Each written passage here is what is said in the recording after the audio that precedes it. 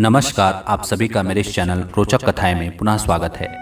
आप सभी को गणेश चतुर्थी की हार्दिक शुभकामनाएं। भाद्रपद मास के शुक्ल पक्ष की चतुर्थी सिद्धि विनायक चतुर्थी के नाम से भी जानी जाती है।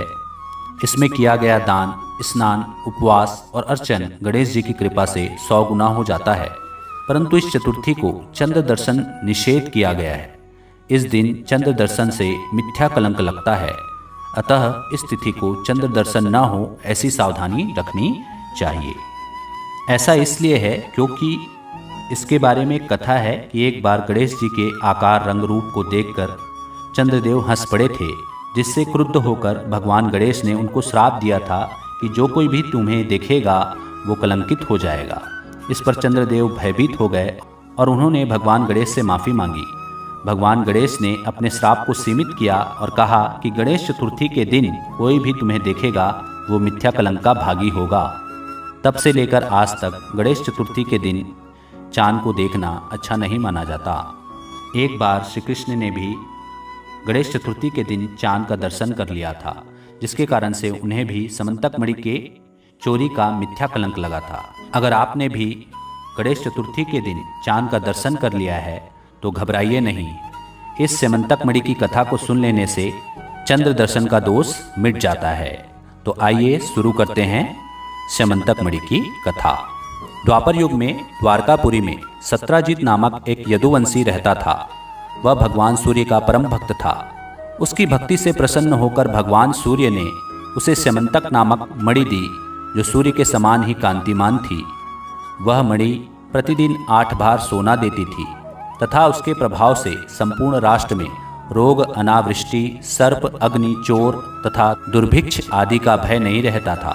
एक दिन सत्राजित उस मणि को धारण कर राजा अग्रसेन की सभा में आया। उस समय मणि की कांति से वह दूसरे सूर्य के समान दिखाई दे रहा था।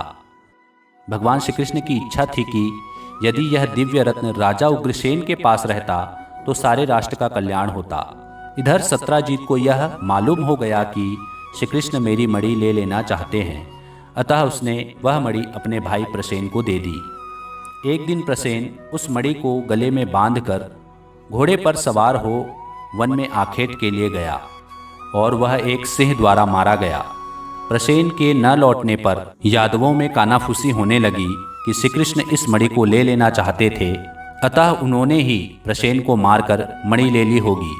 उधर वन में मुंह में मणि दबाए हुए सिंह को ऋक्षराज जांबवान ने देखा तो उसे मारकर स्वयं मणि ले ली और ले जाकर बच्चों को खेलने के लिए दे दी, जिससे वह खेला करते थे।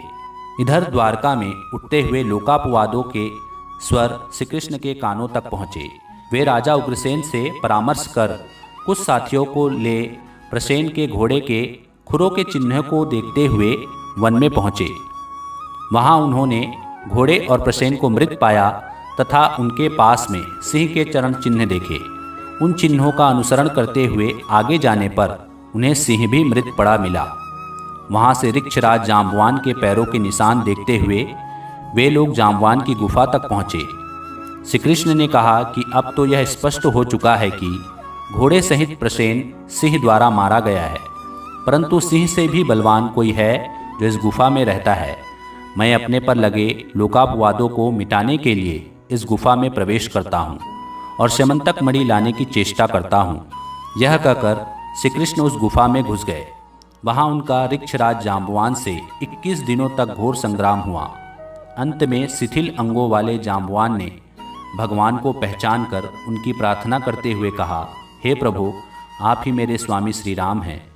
द्वापर में आपने इस रूप में मुझे दर्शन दिया, आपको कोटि कोटि प्रणाम है।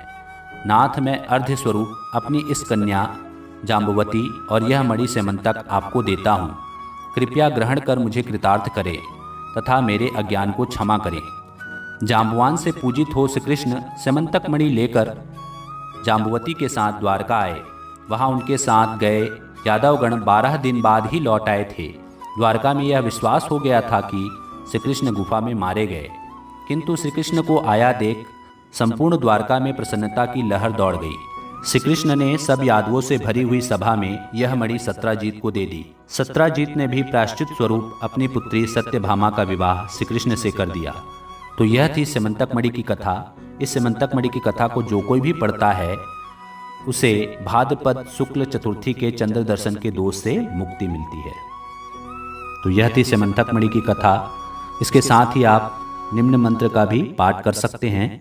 तो आशा करता हूँ आपको मेरी यह समंतक मणि की कथा पसंद आई होगी। पसंद आई होगी तो वीडियो को लाइक कीजिए, चैनल को सब्सक्राइब कीजिए और ज़्यादा से ज़्यादा इसे शेयर कीजिए। धन्यवाद।